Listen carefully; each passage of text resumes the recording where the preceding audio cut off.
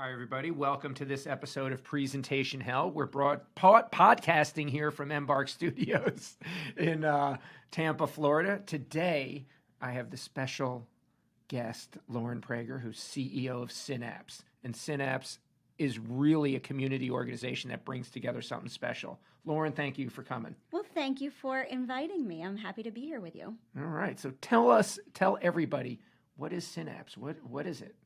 Synapse is a connector. The camera's up there, don't forget. Synapse is a connector. Synapse connects and catalyzes Florida's innovators. We make it possible for people from different industries, technologies, and communities to find what they need and share what they have. And we primarily do this through meaningful and impactful events and through content that we create and share that really highlights the talent, thought leadership, and innovation that's driving the growth of Florida's innovation communities. Think what's happening beyond the clickbait. Right? We see a lot of headlines about growth in tech and innovation in Florida, and Synapse is the place where you can discover the talent that's driving a lot of those headlines. So Synapse is, you're bringing together events that allow the technology community and a variety of other people, because everyone's in the technology community, I don't care what business you're in, and you bring them together. How is this? I understand there's an event at the Amalie Arena once a year that's pretty good. I have attended it a couple of times. Pretty good. Yeah. I think it's better than pretty good. So yeah. So it's also, I really want to focus on not just tech but innovators. So when you think about tech, most people kind of go to hard tech and software, but innovation is actually much bigger. And I think what you all do with presentations is a great example of that. It's tech enabled, but it's really a different way of thinking about how we interact with our world, whether it's through the way that we work, the way that we play, the way that we live, and creative thinking, not just ideation, but execution. And that's the key for successful innovation. And that exists in hard tech, but it also exists in the arts, in culture, in the culinary creativity. And when we bring all of those facets together, we actually accelerate innovation because of that ability to inspire beyond the usual things that we look at every day, our usual tunnel vision focus on our business and our day-to-day life. Expanding that vision, opening the aperture, allows us all to find creativity and inspiration in other ways. And that's really the secret sauce of Synapse, by allowing people from those different industries and backgrounds and perspectives to come together under the common thread of innovation. And we've seen a lot of magic come from that since we've launched back in 2017. And considering that we are a nonprofit organization, our impact is really because we are, by and for and with the innovation community. So making the connections. So I'm just to distill some of the key things that I kind of got out of there.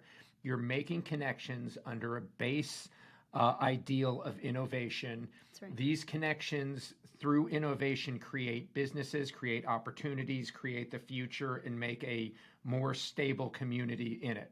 Exactly right. And this is done through physical events that happen annually. Some in Tampa Bay, some in Orlando. I understand there's one in Miami as well. So the way that Synapse operates is through community and collaboration. So we're headquartered here in Tampa Bay, and we're really proud that we showcase... Headquartered here at Embark Studios. That's right. Our headquarters in here at Embark Studios. Thank you to the team. And the Synapse Summit is hosted here in Tampa Bay, and it's really a spectacular showcase of the resources and the opportunity that's in the local market while bringing together the entire Florida ecosystem for the national and global spotlight. So how many people come to this event? 6,000 at our last gathering, which was on Valentine's Day here in Tampa Bay. Did you give hearts and chocolate? We did, actually. We leaned in. Our entire theme was Florida loves innovators, because it's really about the people. Sometimes we think about these as companies, but companies are run by people, and what animates each of us to get up every day and do our work and contribute to the society, the world that we live in, is really focused on the individuals, and that manifests itself through our companies. And that's true whether you are a startup. I agree with you from your previous podcast. There's no such thing as a solopreneur. Everybody has a community. But whether you're a small startup or a a growth stage company or even part of a global team. This is really about what you as an individual are inspired and empowered to contribute. And that's really the magic of innovation, and that can happen at any level. So we bring those people together and create a fun, celebratory space where you can connect and discover and engage, and it's immersive and hands-on. And when 3,000 people come together, there's a great exchange of information that goes on. Yeah, and what's really special about hosting this in an environment like an arena, a hockey arena, or when we go to Orlando and we partner with the Orlando tech community and we host it at the Dr. Phillips Performing Arts Center, which is in downtown. It's a state-of-the-art, absolutely spectacular performing arts center. There are no walls. There are no barriers to learning and to networking and engagement. And you see this in these open air sessions where sometimes people get a little lost roaming around the arena, but because of that, they actually are able to find inspiration that they may not have been searching for. Let's talk about the arena a little bit, the actual space. You're talking about walking around in an open air. If I'm about to walk into this Orlando event, Synapse Orlando, and I am I'm interested in some of the innovation. I don't have a company or anything, and I walk in the front door. What should I expect to see? Oh, a lot of energy, a lot of diversity, a lot of hands-on experiences so that you can really bring innovation to life. So there's booths of innovation. Yeah, so we challenge our exhibitors to bring something more than, a pen that's branded and a little stress ball, but to really find a way to stop people in their tracks and help them understand what your business is. And even that pushes people to be innovative. And that sort of experience is really important. You'll see students, you'll see startups, you'll see global companies that are from every industry you can imagine, because Florida and our communities are not known for only one thing. We, again, have a really rich tapestry of innovation. So we want defense companies next to healthcare companies, next to resiliency, tech-focused companies. We want this amalgamation of creativity in one place. That's the magic that sparks a lot of inspiration. That's true. Innovation and creativity in the same place and bringing it together is a very bold ideal that's very good for the community. It's good for everyone involved. It's good for all the companies involved. How, as a motivation, who are you sponsored by? I guess is what I'm getting to. Is you make money from exhibitors paying money? Are you sponsored by the local community? Is it local businesses? Is it the state? Because the goal of an event like that, I believe, is for innovation people to come together, make connections. By making connections, they make business. By making business, they create community and people working together, and that produces wealth, and the wealth makes the community better, and it grows. This is a very, noble cause, but who's pushing it? Yeah. So like I said, we're a nonprofit. We're a 501c3. So this is by and for and with the innovation community. So our sponsors are companies who have a presence or would like to have a greater presence in Florida, who have benefited from the resources here in our community and are thriving. The companies that want to give back and pay it forward. And those are cliches, and they are useful for a reason. We have talked about, since our founding, the reality that the rising tide really does lift all ships. Yes. And Synapse is an opportunity to kind of level the playing field. And through the sponsorships that people are generous enough to provide, we try to remove as many of the financial barriers as we can so that students and startups can have a chance to interact with enterprise companies and growth stage companies, and you have a chance to engage and again at a level playing field. That just doesn't happen. You pull together larger sponsors to allow it so the smaller innovators can all play together and get something out of it. Yeah, absolutely. And what happens when you focus on the community first, so on our list of values, community first is number one, is that you listen to what all the levels of the community, all the players in the community are saying that they need. And then you try to move the mountains to make it possible. And you move mountains. That's your job. that's our job as a Our community. job. That's our responsibility, is to prove to the world and demonstrate, as our tagline goes, that innovation lives here. And it used to be kind of a question, or Not anymore. it's not. Now it's a declarative statement. And Yes. I'd like to think that Synapse has been a big part of making it clear that innovation does live here. Innovators do live here. Innovators are moving here. They come to Synapse Summit. They come to Synapse Orlando. They engage with our community, and they see that there's opportunity and talent and resources. They can move their company here. They can invest in companies here. They can build a life here, and it will open up new opportunities. And so it's now a declarative statement. Innovation lives here. And now we get to showcase all of the incredible talent that's here through this movement, this community, this event. And it's a lot of fun. And very, very impactful. And I know you have your own Synapse success story from your time with us at Synapse Summit. And I think it's, the best examples are not the proof from me, but really the proof from the community that comes and has a success as a result of being a part of the Synapse movement. Okay. So do you want me to Would give you like my to story? share I'd that? love to Was that right a now. good? Was that a good cue? So this for is you? where the tables turn. Ooh, Now, I now like you're that. the host. Usually I do get to be the interviewer, so tell me, James, what was your Synapse story? So early in 2021, Yes. it was in February of 2021. I went to a Synapse. Was it 2021? 21, yeah. No, it was 2022. I'm sorry. It was a year and a half ago. Oh, right. We're See in how- 2023. Golly. Oh, man. In any case, in 2021, I moved my company down to Tampa from New York City because of the fruitful area and the Embark Studios and a variety of things that are done here that are really supportive for small business and launching a big enterprise. Shufflrr is an enterprise presentation management company that services global companies, and the foundation to do that has been really supported here at Embark Collective.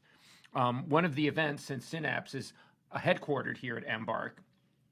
An event that happens at Amalie Arena right up the street here was Synapse 2022. I don't know what the actual name is. Synapse Summit. Synapse Summit. That's right. 2022. Innovation starts here. So I was at the summit, and we were doing Presentation Hell podcast. There were some of the first ones there, and I'm walking around and doing my usual stuff, shooting my mouth off, and creating havoc. See, she's laughing because she knows. It's true. And I was by the Florida Polytechnic University booth. There was a lot of students. They each had a program and stuff. And I'm speaking to this Matt Baum, who's head of the Capstone projects. I'm saying, well, we've discussed this project. It's called Printer. It's about mapping the world's printers and making it easy to print. Just point your phone at the printer, and there's no reason why you shouldn't get approval to print. He's like, wow, that's a good idea.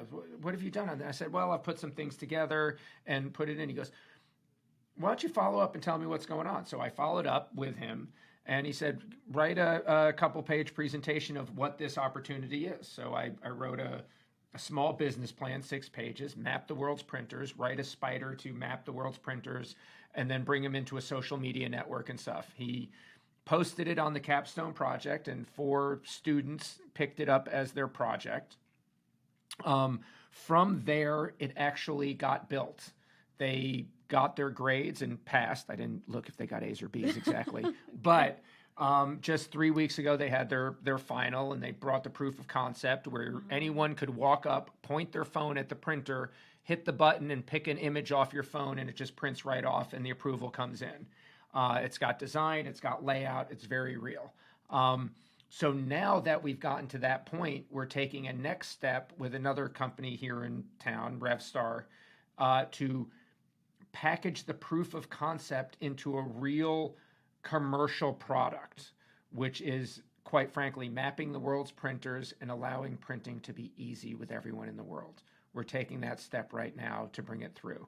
So and there's a couple stages, we'll look for funding and stuff after that. Those are stages thereafter. But to take it from beginning to end, I flew down to Tampa in 2020. I needed to print something at the Hyatt Hotel, and the business room had no way to print, but I could point my phone at the restaurant and get my menu, but I couldn't print something.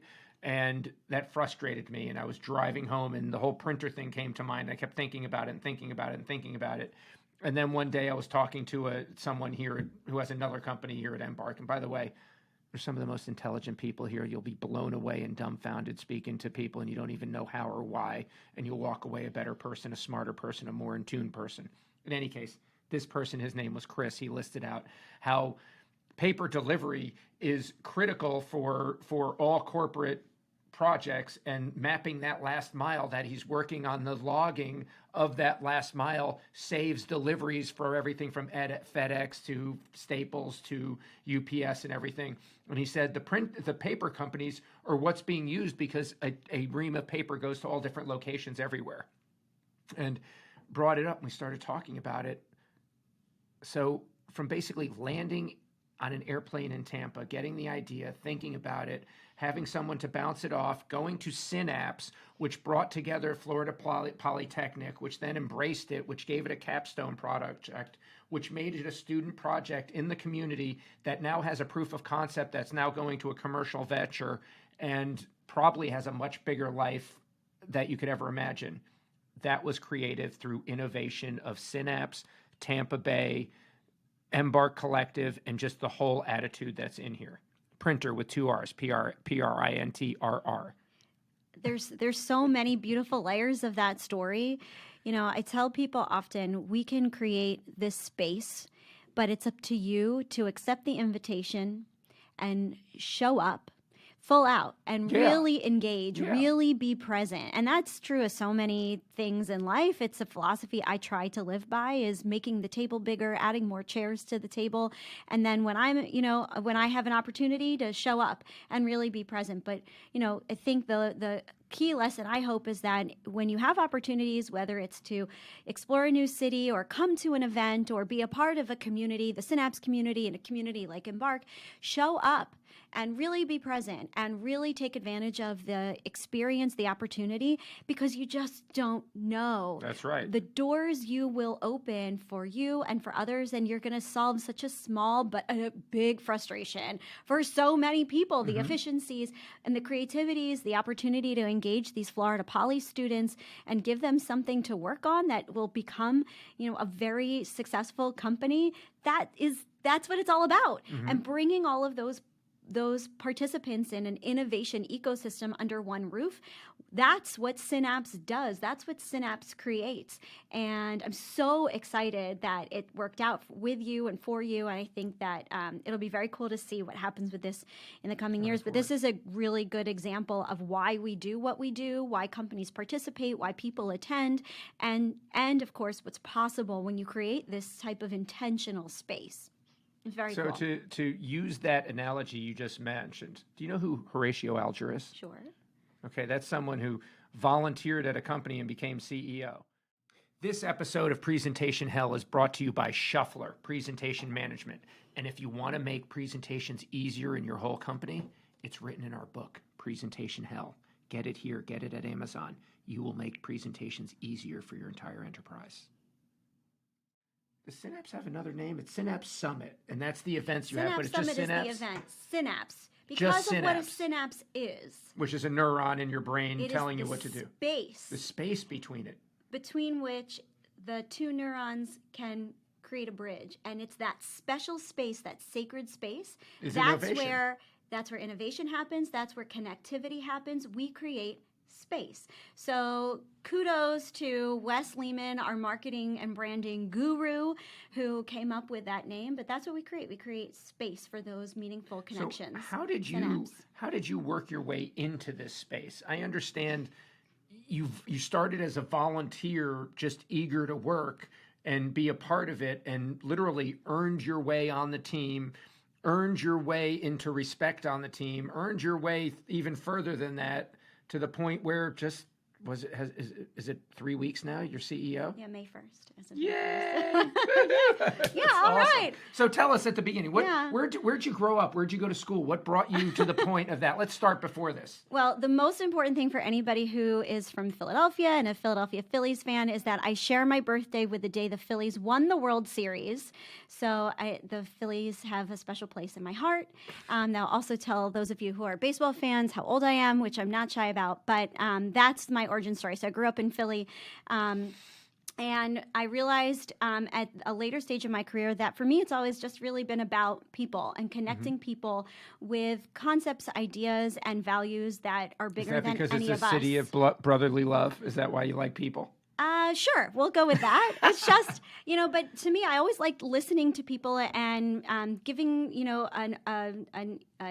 an active listener and helping them to see not anything I give them, but what's really in themselves, what animates them, what are their passions, and encouraging them to follow through with those. And through that, we build community around ideas that are bigger than any one person. And that was in Philadelphia? Well, that was part of what I realized, through growing up. You recognize the power of that and what brings it together. Yeah. And that ultimately I realized is what it means to build community. And so I was really fortunate through my career to be able to do that around causes and issues that were very and remain really important to me personally.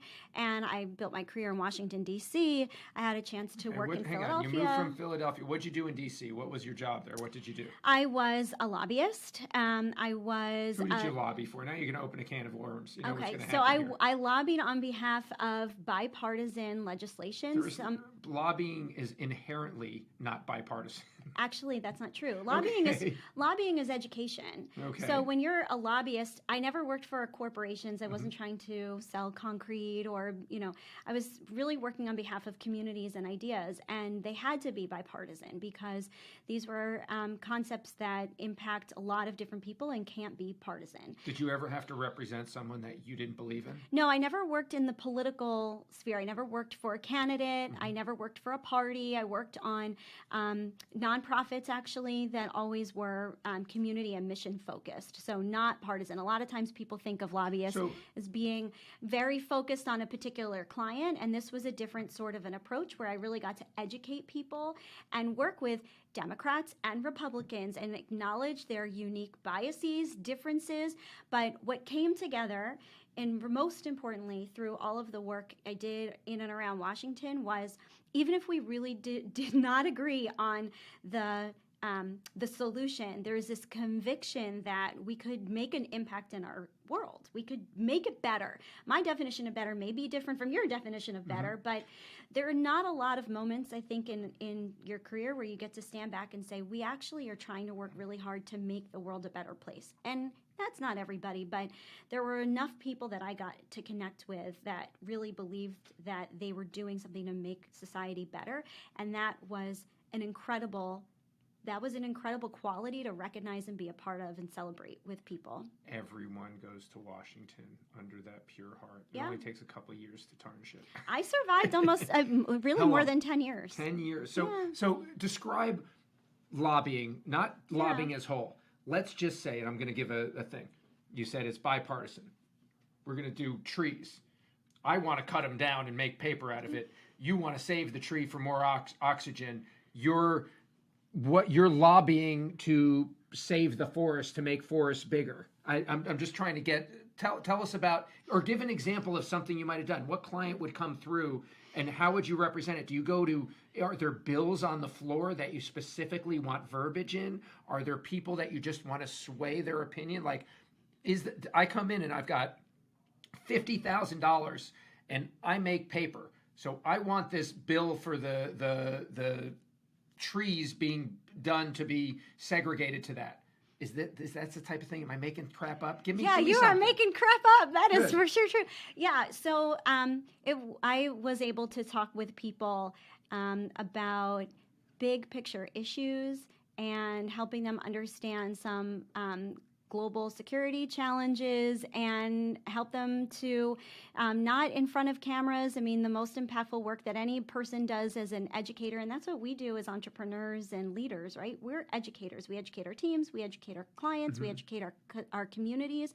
We teach them about are the areas of our expertise, and we help them understand how our ideas can help make what they're working on easier, better, more successful for our society. I mean, that's what presentation hell is all about, right? You're literally, in many ways doing the same sort of work. So when you're educating, it shouldn't be, in my opinion, about trying to sell in that sort of a way. You're educating people, and and when you're an honest educator, you say there are different perspectives. Here's mine, here's the other perspective, and here's where we differ. But isn't there a basic issue at the base where someone is paying money for the lobbyist to educate to ensure it goes a certain direction? Well, aren't people paying you for your work and your expertise? Well, yeah, so that's exactly what it is. So it isn't bipartisan, because someone's paying for some sort of knowledge going out. Like, if I were to pay you to educate, the last thing I'd want you to do is educate it to the point where the law does not benefit me financially. Why would I pay you money? Well, of course not. But part of the work that you do, I mean, look, there are lots of different issues in and around the political sphere, and and some are obviously highly partisan, but when you're focusing on, again, connection, community, and the things that are our common values, you have a different kind of conversation. It is not zero sum. It's win-win. And there's a lot that we can do. And I think societally, and again, this is what has drawn me to Synapse, is that when you focus on the win for you, the win for me, the win for the community, it's possible to create something that's better and bigger and more impactful. It does not always have to be zero sum. I win, you lose, you win, I lose. And that's different and really powerful.